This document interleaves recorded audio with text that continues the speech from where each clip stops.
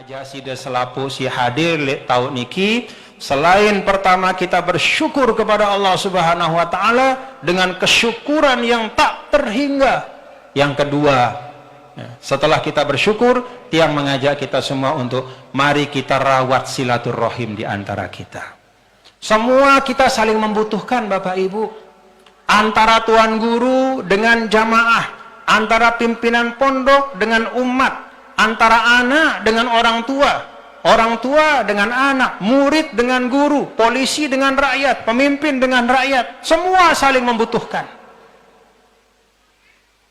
Seorang pemimpin sehebat-hebatnya tidak ada artinya kalau tidak ada orang yang dipimpin. Betul atau enggak?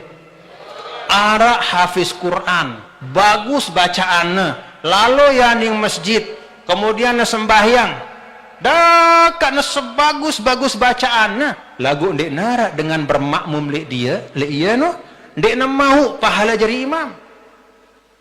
Betul atau ndek? Betul. Dah kan ngombe-ngombe bagus bacaan dah. Jadi sehebat-hebat orang dia perlu orang lain untuk dia mendapatkan kebaikan.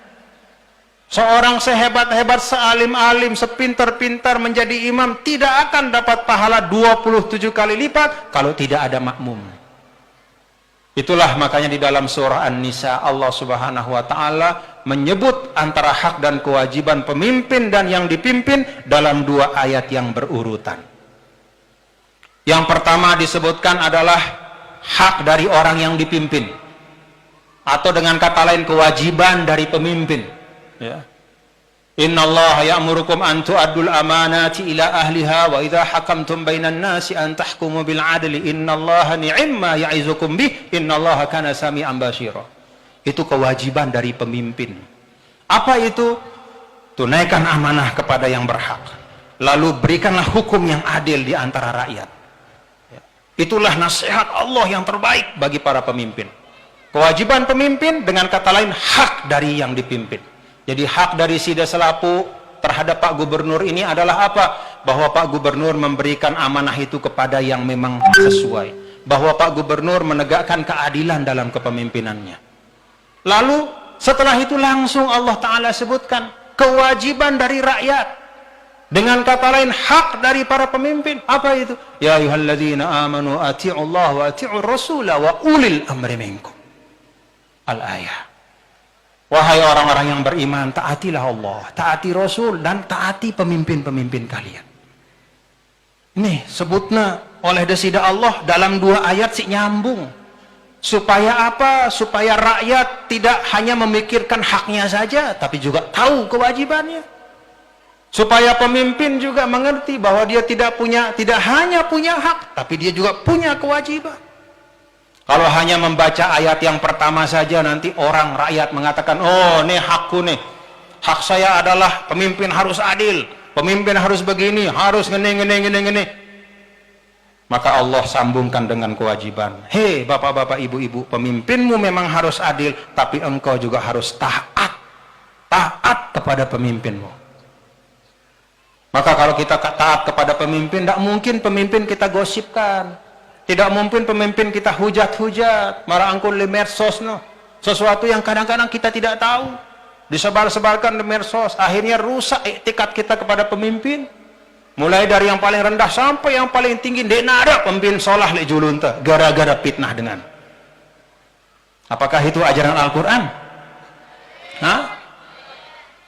Jadi mun dia tahu si kena, kalau kita tidak tahu hakikatnya, kembalikan pada asasnya. Kalau misalnya kita tidak tahu secara persis seseorang, katakanlah seorang pemimpin karena dia terkenal, barang iya, kita tidak kenal secara pribadi, kita tidak pernah jumpa, kita tidak pernah dengar dia bicara, kita tidak pernah dengar ibadah, tidak pernah lihat ibadahnya kayak apa. Maka kalau keadaan seperti itu, kita kembalikan kepada kaidah yang umum. Apa itu? Al-aslu fil muslim al-adalah, bahwa semua orang beriman itu baik. Satu. Yang kedua, bahwa semua pemimpin harus kita taati. Itu dua. Kembalikan ke situ. Jangan wah dia tahu apa. Lalu kemudian isu-isu medsos, terus akhirnya hati ente seda oleh pemimpin. Padahal kita tidak tahu benar atau tidak. Itulah yang disampaikan dalam Al-Quran. Wala taqfu Jangan kamu berhenti berpegang mengikuti ma laisa laka bihi ilmun, sesuatu yang kita tidak tahu. Kembalikan saja kepada prinsip Al-Quran, selamat kita. Jangan beragama dengan medsos, beragamalah dengan Al-Quran. Paham sudah Bapak Ibu? Jangan terpengaruh. Orang di Jakarta mau persaingan politik segala macam, satu sama lain saling fitnah, dendek temilu-milu, rugi dunia akhirat. Ini pesan tiang kepada nahdien nahdiyat. Paham Bapak Ibu? Nah, kenapa tiang menyampaikan ini? Karena rupa-rupanya model-model seperti tahun 2019 mungkin akan berulang lagi. Mulai saling laga, saling fitnah, saling umpat. Di medsos saling menghujat segala macam. Jangan kita ikuti. Yang kita ikuti itu sesuai dengan nama pondok pesantren ini, Al-Muslimun, yaitu yang merujukkan lahir batinnya kepada tuntunan Allah. Faqulu syahadu bi annana muslimun. Itu persaksian kita.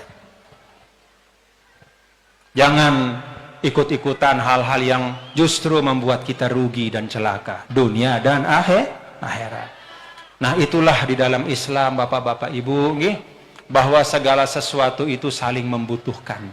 Kalau kata Ibnu Khaldun, al-insan madaniyun bit-tabak, ya, bahwa manusia itu saling membutuhkan satu sama lain, saling memerlukan. Jangankan ketika kita sudah dewasa, datang kita di dunia pun butuh orang. Siapa itu? Orang tua kita.